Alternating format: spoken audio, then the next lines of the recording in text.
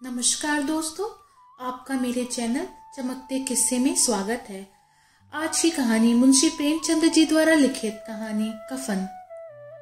झोपड़ी के द्वार पर बाप और बेटा दोनों एक बुझे हुए अलाव के सामने चुपचाप बैठे हुए हैं और अंदर बेटे की जवान बीवी बुधिया प्रसव वेदना में पछाड़ खा रही थी।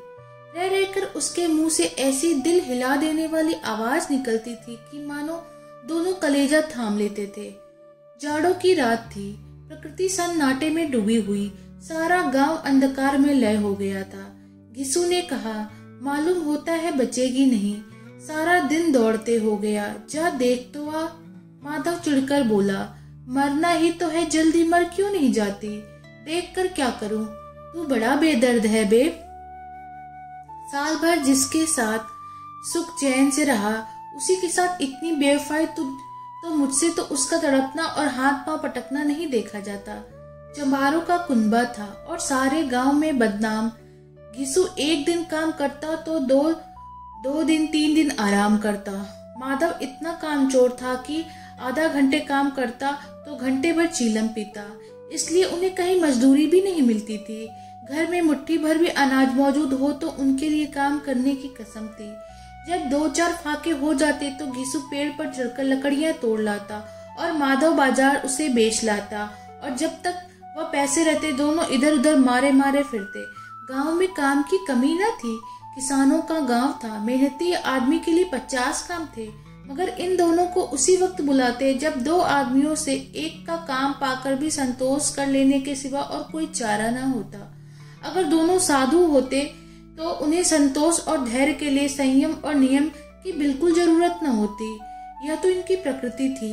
विचित्र जीवन था इनका। घर में मिट्टी के 2-4 बर्तन के सिवा कोई संपत्ति नहीं।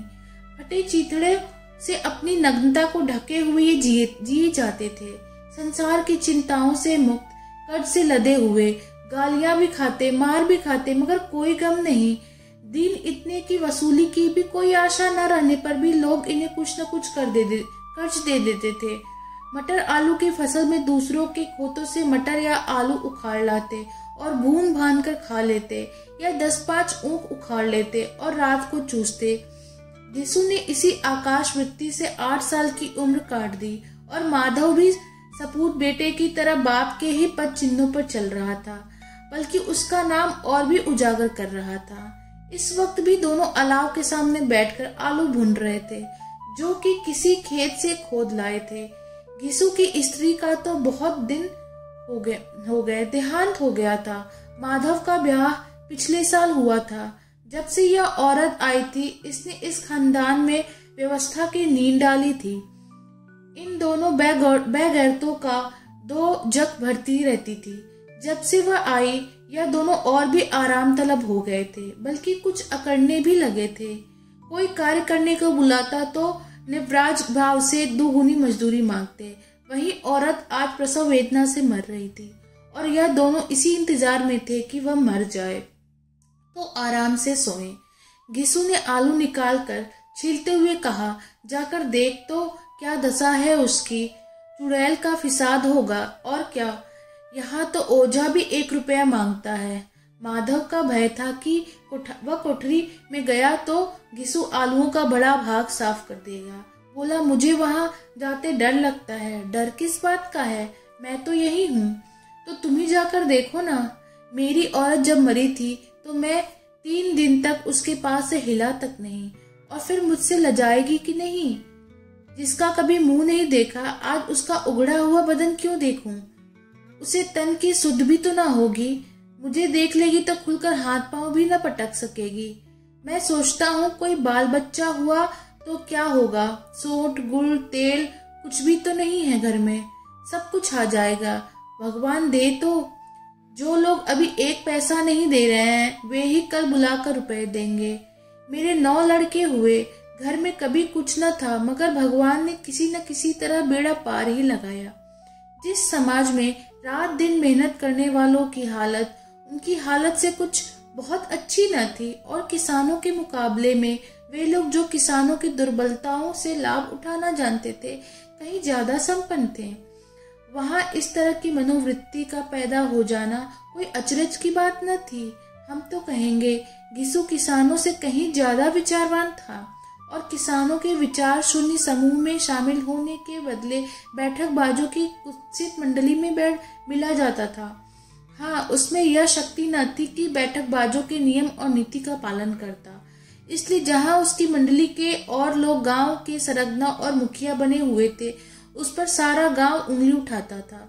फिर भी उसे यह तस्कीन तो थी ही कि अगर वह फटेहाल है तो कम से कम उसे किसानों की सी जी तोड़ मेहनत तो नहीं करनी पड़ती और उसकी सरलता और निरीहता से दूसरे लोग बेजा फायदा तो नहीं उठाते। दोनों आलू निकाल निकाल कर जलते जलते खाने लगे। कल से कुछ खाया नहीं था, इतना सब्र न था कि ठंडा हो जाने दे। कई बार दोनों की जबानें जल गईं। छिल जाने पर आलू का बाहरी हिस्सा जबान, हलक और तालू को जला देता था और उस अंगारे को मुंह में रखने से ज्यादा खैरियत इसी में थी कि वह अंदर पहुंच जाए।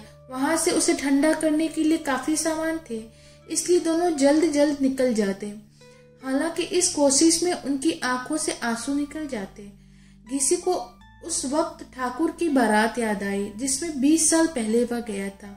उस दावत में उसे जो तृप्ति मिली थी वह उसके जीवन में एक याद रखने लायक बात थी और आज भी उसकी याद ताजा थी। बोला वह भोजन नहीं भूलता। तब से फिर उस तरह का खाना और भरपेट नहीं मिला। लड़की वालों ने सबको भर पेट पूड़ियां खिलाई थी। सबको, छोटे बड़े सबने पूड़ियां खाई और असली घी की। चटनी, रायता, 3 तरह के सूखे साग, एक रसेदार तरकारी, दही, चटनी, मिठाई। अब क्या क्या बताऊं कि उस भोज में क्या स्वाद मिला। कोई रोक टोक नहीं थी। जो चीज चाहो मांगो, जितना चाहो खाओ। लोगों ने ऐसा खाया कि किसी से पानी न पिया गया। मगर परोसने वालों है कि पत्तल में गर्म गर्म गोल गोल सुवासित कचौड़ियां डाल देते हैं। मना करते हैं कि नहीं चाहिए। पत्तल पर हाथ रोके हुए हैं, मगर वह है कि दिए जाते हैं। और जब सबने मुंह धो लिया तो पान इलायची भी मिली, मगर मुझे पान लेने की कहाँ सुध थी। खड़ा हुआ न जाता था। चटपट जाकर अपने कंबल पर लेट गया। ऐसा दिल दरियाव था कि वह ठाकुर। माधव ने इन पदार्थों का मन ही मन मजा लेते हुए कहा, अब हमें कोई ऐसा भोज नहीं खिलाता। अब कोई क्या खिलाएगा। वह जमाना दूसरा था। अब तो सबको किफायत सूझती है। शादी ब्याह में मत खर्च करो, क्रियाकर्म में मत खर्च करो। पूछो गरीबों का माल बटोर कर कहाँ रखोगे। बटोरने में तो कमी नहीं है, हाँ खर्च करने में किफायत सूझती है। तुमने 20 पूरियां खाई होगी। 20 से ज्यादा खाई थी। मैं 50 खा जाता। 50 से कम मैंने न खाई होगी। अच्छा पका हुआ था। तू तो मेरा आधा भी नहीं है। आलू खाकर दोनों ने पानी पिया और वहीं अलाव के सामने अपनी धोतियां ओढ़कर पांव पेट में डाले सो रहे थे, जैसे 2 बड़े बड़े अजगर गंडेलियों मारे पड़े हों। और बुधिया अभी तक करा रही थी। सवेरे माधव ने कोठरी में जाकर देखा तो उसकी स्त्री ठंडी हो गई थी। उसके मुंह पर मक्खियां भी नक रही थी। पथराई हुई आंखें ऊपर टंगी हुई थी।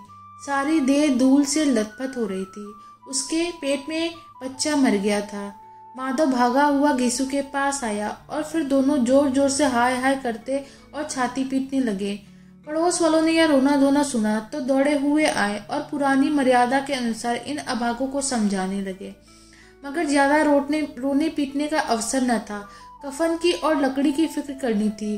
घर में तो पैसा इस तरह गायब था जैसे चील के घोंसले में मांस। बाप बेटे रोते हुए गांव के जमींदार के पास गए। वह इन दोनों की सूरत से नफरत करते थे। कई बार इन्हें अपने हाथों से पीट चुके थे।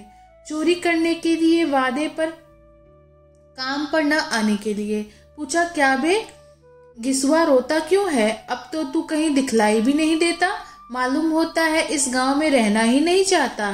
घिसू ने जमीन पर सिर रखकर आंखों में आंसू भरे हुए कहा, सरकार बड़ी विपत्ति में हूँ। माधव की घरवाली रात को गुजर गई। रात भर तड़पती रही सरकार। हम दोनों उसके सिरहाने बैठे रहे। दवा दारू जो कुछ हो सका वह सब कुछ किया, मुदा वह हमें अब दगा दे गई। अब कोई एक रोटी देने वाला भी न रहा मालिक। तबाह हो गए। घर उजड़ गया। आपका गुलाम हूँ। अब आपके सिवा कोई उसकी मिट्टी पार लगाएगा क्या? हमारे हाथ में तो जो कुछ था वह सब तो दवा दारू में उठ गया। सरकार की ही दया होगी तो उसकी मिट्टी उठेगी। आपके सिवा किसके द्वार पे जाऊं? जमींदार साहब दयालु थे, मगर घिसू पर दया करना काले कंबल पर रंग चढ़ाना था। जी में तो आया कह दे चल दूर हो जाए यहाँ से, यूं तो बुलाने से भी नहीं आता। आज जब गरज पड़ी तो आकर खुशामद कर रहा है, हरामखोर कहीं का बदमाश। लेकिन यह क्रोध या दंड देने का अवसर न था। जी में कुड़ते हुए 2 रुपए निकाल कर फेंक दिया, मगर सांत्वना का एक शब्द भी मुंह से न निकला। उसकी तरफ ताका तक नहीं, जैसे सिर का बोझ उतारा हो। जब जमींदार साहब ने 2 रुपए दिए तो गांव के बनिए महाजनों को इनकार का साहस कैसे होता। घिसू जमींदार के नाम का ढिंडोरा भी पीटना जानता था। किसी ने 2 आने दिए, किसी ने 4 आने। 1 घंटे में घिसू के पास 5 रुपए की अच्छी रकम जमा हो गई।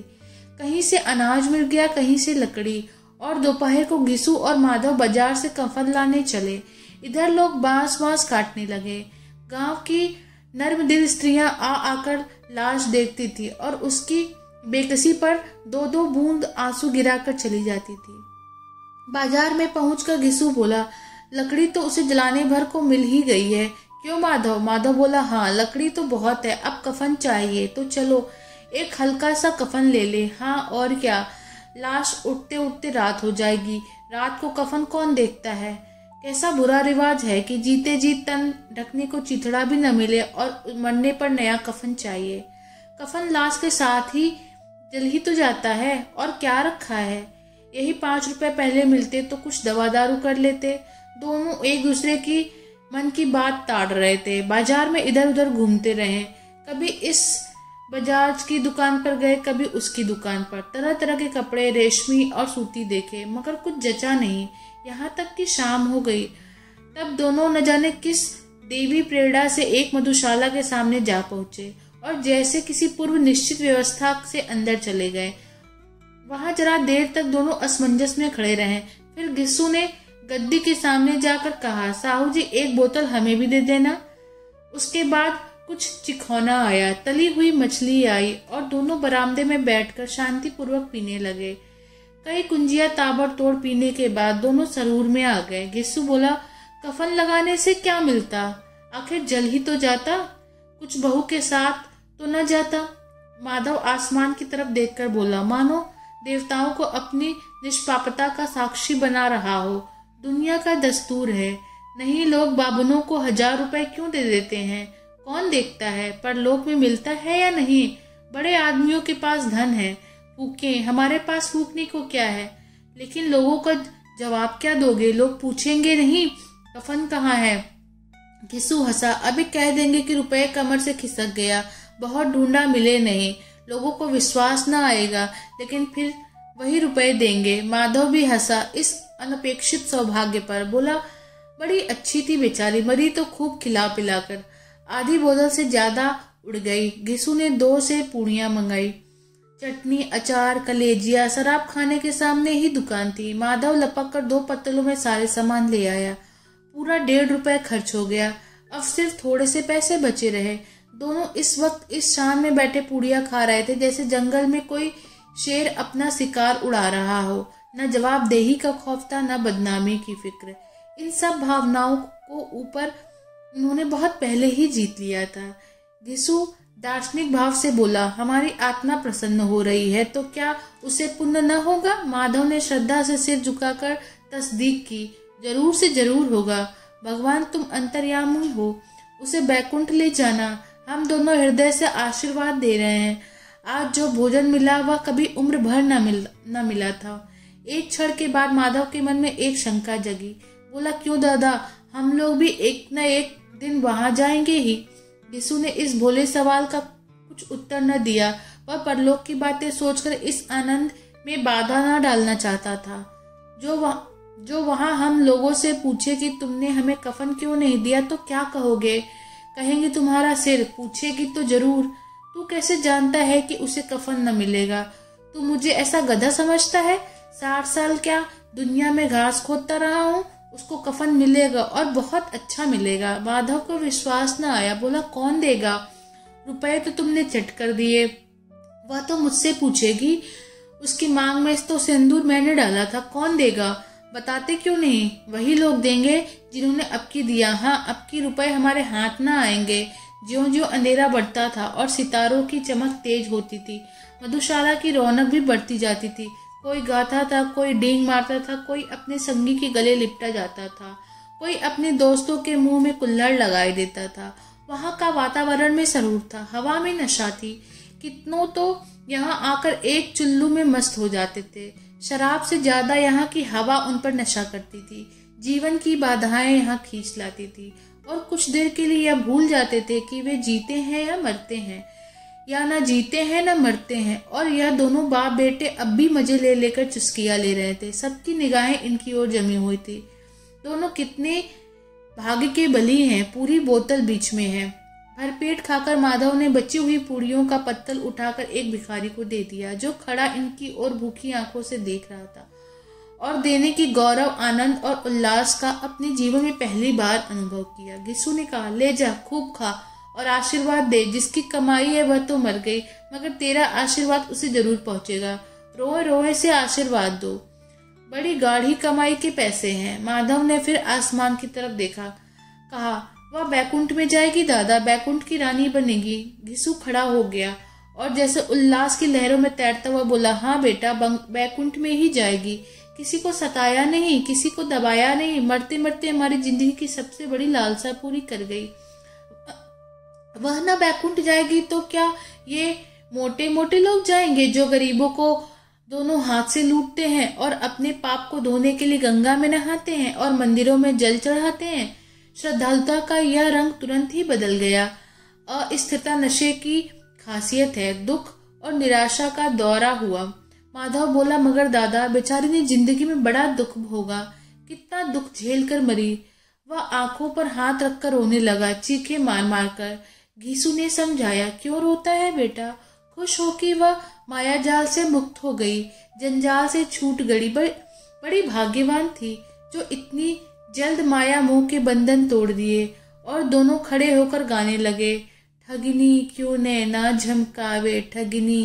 पियक्कड़ों की आंखें इनकी ओर लगी हुई थी। यह दोनों अपने दिल में मस्त गाए जाते थे। फिर दोनों नाचने लगे, उछले भी, कूदे भी, गिरे भी, मटके भी, भाव भी बताएं, अभिनय भी किए और आखिर नशे में मदमस्त होकर वहीं पे गिर पड़े। तो यह थी कहानी कफन।